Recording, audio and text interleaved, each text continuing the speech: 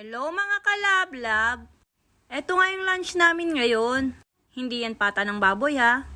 Chicken ala dinosaur nga lang pala yan. Yung isang legs ang laki. Nakaredy nga pala yan na pang-ihaw sana. Kaso nagkatamara na kami ng anak ko. Tinamad na nga kami magpabaga ng uling. Binabad nga pala yan namin sa toyo na may kalamansi at saka paminta. Ayun, pinirito na lang namin. Tingnan nyo naman ang laki ng legs. Mali yata yung nabili ko. Akala ko manok, yun pala dinosaur. Ito nga, nag-init na ako ng mantika. Halos sakto nga siya sa kawali ko. Tignan nyo naman siya. Pasok na pasok sa banga. Mahinang apoy nga lang pala yan. Tas dinagdagan ko nga pala yan ng mantika para mas lubog. Dinahandaan ko lang yung pagbaliktan yan para luto hanggang loob. Masarap siya kasi na-marinade na namin. Ito na nga yung isang legs din. Kayo, ano ang ulam nyo? Taob na naman ang kaldero. Yum yum.